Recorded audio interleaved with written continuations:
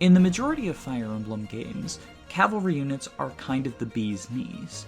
Early cavaliers or pre-promoted paladins tend to be dominant even in games where they don't have Canto, due to access to multiple weapons, 1-2 range, decent bulk, incredibly high movement, and lacking flyer's squishiness or effective weapon damagedness. In games where they have Canter, that's just added juice on top of an already decent mixed bulk and usually pretty good growths and bases. The majority of Jagans in Fire Emblem are Paladins or Great Knights, and that's because high movement is a huge asset to their early game utility. In addition, Christmas Cavaliers tend to be some of the best targets for early investment in the majority of Fire Emblem titles where they exist, because they will turn into really powerful Paladins, often outclassing or at the very least tying the Jagan's performance during the mid and late game. However, in recent years, Fire Emblem has tended to shy away from giving Cavaliers and Paladins every single tool available, and there's been a bit of what I would consider an overcorrection. Great Knight and Paladin are fine in Fates, but they tend to be classes that you go into for skills rather than stay in as a long-term goal. Additionally, in Three Houses, the huge nerf to Cavalier speed means that it's kind of a dookie class, especially when you consider the number of terrain bonuses they have to deal with, and the fact that flyers can just dismount to get around their weaknesses. It also doesn't help that a lot of the units who start out in the Cavalier line in modern Fire Emblem are middling at best. Stahl and Stully are the Christmas Cavaliers for Fire Emblem Awakening, and while they're not unusable by any extent, they definitely don't stand out amongst the cast, and very quickly fall behind their peers if not given favoritism. Canonical Cavs like Leone and Lawrence are not great in Three Houses either, although I will say Ferdinand and especially Sylvain tend to do pretty well for themselves on higher difficulties, just not as Cavaliers. At first glance, Fire Emblem Engage seems to continue this trend. Vander, our Jagan, has an abysmal speed and will regularly be doubled by enemies.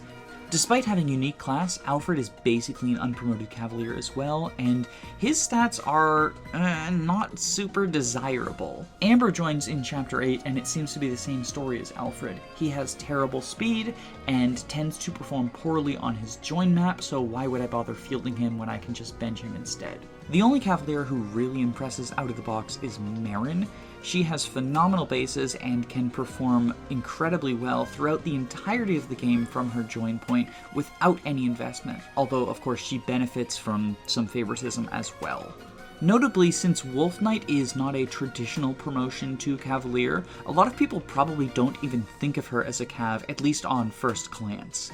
I will fully admit to spreading some misinformation, albeit unintentionally, about the Cavaliers in this game, but I really do think they perform better than their first impressions would lead you to believe. Sure, they're not the use a javelin to delete the entire map gods of the GBA era, but I think they can be very powerful assets to your army in a number of ways, and I want to dive into why. First Cavalier, Vander! Vander is this game's Jagan, and initially I felt that he was comparable to Revelation's Gunter, who is probably the worst Jagan in the series. However, I've lately taken a shine to him for a couple of different reasons. The first and primary one is my realization that the majority of the early game squad simply is not worth training. Alear is always going to be worth investing in, especially if you want to get them flying by Chapter 11, and Chloe can snowball really easily if you invest properly in her. Louis is also not a bad target for investment if you like, but otherwise the majority of the cast who joins prior to the Brodia arc don't really have traits that make them stand out as potential good targets for EXP. As such, Vander's enormous internal level of 15, which discourages you from feeding him kills, isn't actually that big of a downside. Sure, he's stealing experience by killing people, but that experience probably was going to go to waste if it got fed to Etier or Klon or From or someone anyway. Remember, your Mercurius Alear can only gain so many kills in a single turn. Vander's stats are pretty good around the board, but they don't stand out as super far above his peers. He only has one more point of strength than Boucheron and Etier, for example, and his dex is on par with Alfred. Notably as well, he has horrendous speed. with a base of 8 that is probably never going to go up, because it's unlikely for him to get a single level, let alone the required number he would need to get a single point of speed on fixed growths. There are, however, 2 areas in which he really excels. The first is his bulk, sporting a massive 40 HP and a pretty decent 10 defense for the early game. Despite the fact that Vander's getting doubled, he's probably still going to be living quite a few rounds of combat. The second is his class subtype. Since he's a paladin, and therefore considered a mounted class, he gets the mounted movement bonuses from emblems. In particular, this is relevant for Sigurd, who is the second emblem you get. If you slap Sigurd onto Vander, he gets a significant increase in movement, which can be helpful for accomplishing some side objectives, such as reaching Chloe and Louis in Chapter 4, or getting the chests from the thief who is racing for them in Chapter 5. That's not to say that Vander is the only good early game user of the Sigurd ring. Alfred is also a mounted unit, and so he gets the significant movement bonus, and Louis is even bulkier than Vander, so giving him the extra move, allowing him to rush ahead, might be a less risky way to use Sigurd, but Vander does make a good case for it, as he is decently bulky and gets significantly more movement than Louis would if he's given the Sigurd ring. Vander is obviously not a great target for investment, but he doesn't pretend to be either. He's still very workable up until the beginning of the Brodia arc. You'll probably drop him earlier than you do other Jagans in the series, but he proves his worth during the chapters that he's sticking around, especially during the Ferrani arc when you are considerably lacking in bulk in your army. Most units in your army cannot take more than 1 round of combat on enemy phase, and Vander is the exception to that. Even if he gets broken by sword enemies, the fact that he's protecting your other units from taking so much damage is incredibly valuable. It's also worth mentioning that if you are trying to train one of the Ferrani's characters, Vander is a great asset for that as well. Because his strength is lower than you might expect it to be for a Jagan, he can actually fairly reliably set up kills even in Chapter 3. So, say you want Boucheron to be your MVP, Vander's got your back. All in all, a solid entry, but not someone who's sticking around long term. Cavalier number 2, Alfred! Of these 4 units, Alfred is the only one who I think is truly a bad unit. However, bad units in Engage are still usable, and Alfred is not unsalvageable by any means. Alfred actually has decent growth rates in his innate noble class, including speed, which is the big shock since Alfred is supposed to be slow as shit, and his bases reflect that. However, if you sink a bunch of early game experience in him and get him ahead of the curve, he will actually perform relatively decently. He's not going to be stellar at everything, but he's usable given enough favoritism. I honestly think that if Alfred were presented as the villager archetype as opposed to just an Order-joined Cavalier, more people would feel positively about him. His growth rates are not as insane as John and Anna, but they're definitely better than the average bear. The problem is that Fire Emblem Engage kind of hates growth units, and he joins at the same time that Chloe, Louis, and Alir still need favoritism to get ahead. Alir is kind of a go-to you want to invest in because making them a flyer for Chapter 11 is super important, and even if you don't, Alir is stuck on your team for the entire game in every playthrough, so you want to sink some levels into them so that they can manage themselves. Chloe is the unit who I think benefits the most from early game favoritism, and she performs better at base than Alfred, so she kind of makes a huge case for it. And Louis is very good in the short term. He ends up being, I would say, better than average, but still kind of mediocre long term if you give him favoritism, but he is competing with Alfred for the early game EXP. If Alfred hasn't started to get going by the time you enter Brodia, it's kind of not worth using him because Amber shows up soon after and they fill very similar roles of units who struggle because of their speed, but start in a mounted class.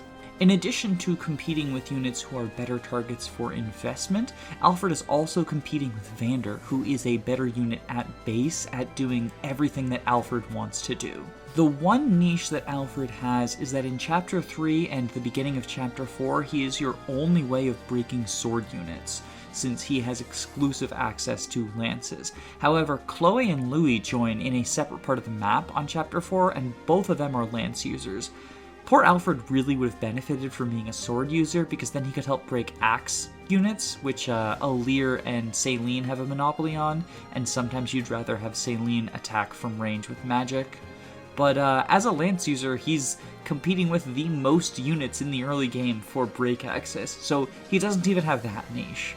If you do want to train Alfred, you kind of have to choose between Sigurd's Cavalier bonuses and Marth for Mercurius access. I think Marth is probably the way to go because he definitely benefits from snowballing, and Vander and Louis make much better use of Sigurd than Alfred would. But the Cavalier bonuses are something to think about if, for whatever reason, you want to have a different emblem on Vander, or Louis and Vander both died during an Iron Man setting. Still, Alfred is, while not unsalvageable, definitely in the lower tier of units. I would say he's probably low D tier if I were making a tier list, but yeah, use him if you want, I guess. Alfred is kind of the bad cav, and the fact that he joins early and gives such a bad first impression for Cavaliers, I feel like is what feeds into the idea of Cavaliers are bad and engage. Cavalier number 3! Amber! Okay, so here is where things get interesting, because initially this video was just going to be about Amber, but I decided to expand it out to Cavaliers in general since they all kind of get a poor treatment. Amber is a character with a very bad first impression. To use a Professor Booper term, he has bad unit feel. He's your third cav with shit speed, and starts out with a smash weapon, which only exacerbates that issue. Basically everything on his joining map is going to double him if he has the smash weapon, and a good number will double him even with the killer lance. His personal skills suggest that he likes soloing portions of the map, and Chapter 8 is a defense map with 2 separate fronts. He is on the left side, and you can theoretically throw him and Diamant over there to help out, but he's just going to perform very, very poorly if you do. Given the layout of your starting location, his extra move isn't super helpful either, because you kind of want to fly if you're advancing forward.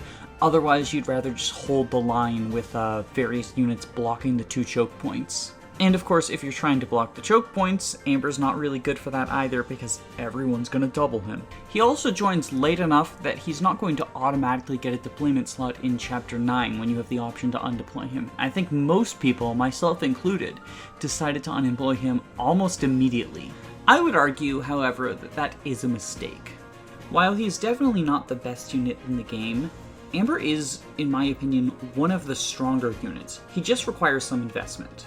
While his speed is definitely terrible, it's not unsalvageable, and his strength more than makes up for this. He has an incredible 15 strength at base, and he's tied with Rosado and Panette for 45% personal growth, the highest personal strength growths in the game.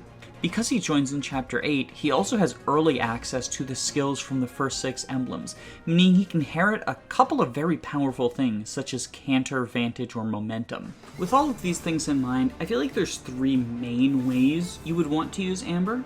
The first and most common one I hear thrown around is Halberdier Amber. Halberdier has access to pincer attack, so now Amber can actually double despite his terrible speed stat. Since he inherently has lance proficiency as well, it doesn't cost you any bond fragments to get there. Halberdier has a pretty low strength base and growth, but Amber's personal base and growth make up for it, so you can generally double and deal a lot of damage, or potentially even quad if you get him a Brave Lance. If you're able to get him 200 SP after his join map, you can give him Canter, which makes pincer attack setups even easier, because he could potentially pincer attack someone and then canter into a more defensible position. 200 SP isn't a huge investment cost either. If you use the well, you probably have some SP books lying around that you can feed to Amber. And if, like me, you don't use the well, giving Amber Micaiah for Chapter 9, or Mercurius if you are willing to spend the bond ranks on getting him to 10 Marth, is going to basically guarantee he's able to hit the 200 threshold in Chapter 9. Alternatively, you can opt for Momentum, since he's going to be moving in weird patterns anyway. In order to set up pincer attacks, he might benefit from the extra damage just naturally. I'm personally not a huge fan of Halberdier Amber. Pincer attack doesn't come until level 5, and even then you do have to set it up on the map to get any use out of it, but it is definitely a viable build for him, and it is probably the lowest investment build possible. He contributes with nothing more than a second seal and potentially a good forge if you want to give him that. He gets better if you give him more resources, such as energy drops or the Erica ring, but even without any of that, Halberdier Amber can be a solid unit in your army, if not his best potential class, in my opinion. The next option requires him to spend some bond fragments to get axe and potentially bow proficiencies, but it takes even more advantage of his overkill strength. Sending him into Berserker for the extra 30% strength growth or Warrior for the extra 20% can allow him to become an enemy phase beast if you inherit Vantage onto him for 500 SP. With a powerful smash weapon or killer weapon with a plus crit engrave, Amber can destroy any enemies that attack him from one range before they even have a chance to deal any damage. If you throw Roy on him for holdout, then you can more easily activate Vantage as well without having to do specific math to see if he survives an enemy phase. There's a couple of downsides to this, however. The first is obvious. You have to spend bond fragments in order to get him ranks if you want to send him into Berserker or Warrior. I tend to think that Warrior is better, but if you spend a couple of levels in Berserker, then you might get some extra strength procs because of the 10% extra growth, especially if you're playing on fixed mode. The second bigger problem is that this build doesn't really have a way to deal with 1-2 range. A surprising number of groups of enemies don't have 1-2 range or only have one 1-2 range enemy who you can potentially defeat on player phase, so this is a little bit workable, especially in the mid-game, but he won't be able to clear entire groups on his own without some careful planning. What is potentially the biggest problem with this build is that Roy goes away after Chapter 10, and you are not going to be able to inherit Holdout, which is 2000 SP, unless you use excessive well grinding and potentially go to the DLC just to get extra well pulls. Even then, I don't necessarily know that you would be able to reach Holdout, and you can only get the first level of it if you do. That said, this is still an incredibly powerful build. It is basically what I do with Panette in every single playthrough. Unfortunately, Ike can only be on one unit at a time, which means if you want to go the crit route as opposed to the overkill strength smash weapon route, you are going to have to inherit Wrath onto whichever one of them doesn't get the Ike ring. Still, Panette is one of, if not the very best unit in the game, so having a second, slightly less good version of her is still very gravy. However, it's not my favorite way to use Amber. My favorite way is to lean into his natural status in the Cavalier class line. Not by going Paladin, which I believe is his canonical promotion, but by sending him Wolf Knight. Since he can inherit knives from Leaf, he can gain Wolf Knight access much faster than the majority of the mid-game cast, and of the early game cast, I think he's the only one with the strength to make it work. Wolf Knight is an incredibly powerful class because of how good forged daggers are. However, its abysmal 5% strength growth means that the majority of units are not going to perform particularly well in it. You need to already have a naturally high strength base and growth in order to perform well. Fortunately, Amber has just that, and Wolf Knight will do at least some of the work for patching up his abysmal speed stat. I don't think it gets him all the way to the point where he's doubling everything, and he might still get doubled by some of the faster enemies, but Wolf Knight alone boosts his speed to something where it's workable, if not ideal.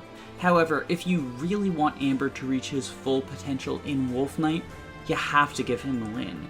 And that is the point where I might be losing some people, because Lyn is a very sought-after emblem. Ivy makes a very good case for Lyn, and I don't personally subscribe to the Alcris Lyn build, but 20 range Astrostorm is certainly a hell of a drug. That said, if you are willing to put Lyn on Amber, I think he makes extremely good use of her. Potentially better use than anyone other than maybe Ivy, although Ivy can also make do with a Dire Thunder Ring.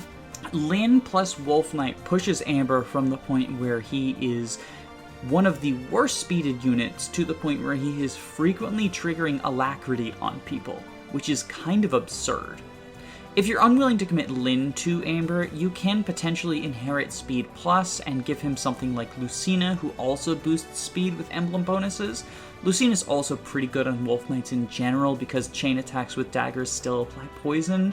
So it's not the end of the world, and the build can still work without her, but that Speed Taker bonus is pretty good. I generally think if you're going to go Wolf Knight, it's worthwhile to inherit Canter so that you can do hit and run tactics, especially once you have Alacrity and Alacrity Plus online.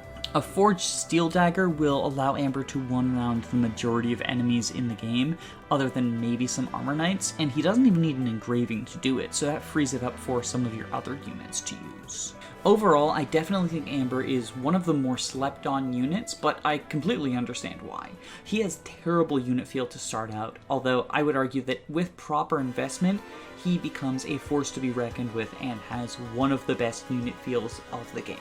It's gotten me to the point where, while I was previously annoyed by his voice and his personality, I now find them extremely fun, and I attribute that in part to my dopamine rush memories of him doing things like one-rounding worms on Maniac mode. He's incredible. Cavalier number 4, Marin. Last but not least, we have Marin, who is in a weird situation in comparison to the other Cavaliers. She has a extremely good first impression, and don't get me wrong, she's definitely a good unit, but I think that she might give off a better first impression than she ultimately ends up having long term. This isn't to say that she's not a phenomenal member of your team, and she is viable to bring into the endgame with little to no investment. Other than, of course, making sure that she gets the kills and experience that she needs to keep up with the rest of your team. She starts in one of the best classes in the game, Wolf Knight, and with nothing but a Forged Dagger, she can delete groups of enemies with 1-2 range enemy phasing, or just function as a player phase delete button or poison applier. I like to give Lucina to her because, as I mentioned with Amber, Lucina on a dagger user applies poison via chain attacks and can really add up when damaging bosses. However, I do think that Marin's excellent first impression is something that doesn't hold up long term. For the majority of the Psalm arc, she will be a solid contributor, and potentially even one of your best units. However, Wolf Knight is a class that long-term needs a good strength growth to function, and because Marin works so well as a Wolf Knight in the mid-game, it kind of feels bad to spend a second seal to send her out of it. This unfortunately does not help her strength growth, because she does not have a good personal strength growth, and while her base is okay, it's not going to be high enough to one-round the enemies that you need to one-round on Maddening. If she's unable to one-round enemies, her ability to function as an enemy phase nuke is severely hampered. And while she can do some damage on player phase, the poison she applies becomes less and less relevant as time goes on. As a result, she might slowly find herself sliding down from one of your best units to kind of just being a filler unit in your army. She's better than your 15th best unit, but she's probably not up in the top tier of your deployed squad. If you want to fix these problems, there's a couple of different routes you can go. The first and easiest one is to forge her a extremely powerful dagger. Forged daggers tend to be good anyway because Wolf Knight is a good class, and even if she ends up not being fixed by the Forged Dagger, you can just hand it off to a different knife user. I'm personally partial to Steel +4, although Silver +4 also works because knives have low enough bait that her 9 build prevents her from getting weighed down by these Silver Daggers. You might also want to consider giving her an energy drop or two to shore up her strength. This is a lot to invest in a single unit though, so if you don't really feel like doing that, it's perfectly fine to use Marin for the mid-game and then just have her be a flunky or potentially even bench her once you enter Illusia or Homecoming. It's possible that reclassing her in order to improve her strength will benefit her to some extent, but I haven't experimented with reclassing Marin because she just feels so good to use as a Wolf Knight. I don't have too much to say about Marin that I feel like other people haven't already said. She's good as a mid-game unit, and she can be decent in the end game, but, needs a little bit more investment. But yeah, those are the 4 Cavaliers in Engage. I know technically speaking, Bunet, who's a Great Knight, and Mavier, who is a Royal Knight, are both considered, mounted units, but neither of them are part of the Cavalier class line, as Royal Knight promotes from Lance Fighter, and Great Knight promotes from Armor Knight, which is a departure from how it's worked in the past, but honestly, I think fine as a choice for them to do for the class trees. So that's why I didn't mention those 2. Anyway, I don't really know how to wrap this up, so bye.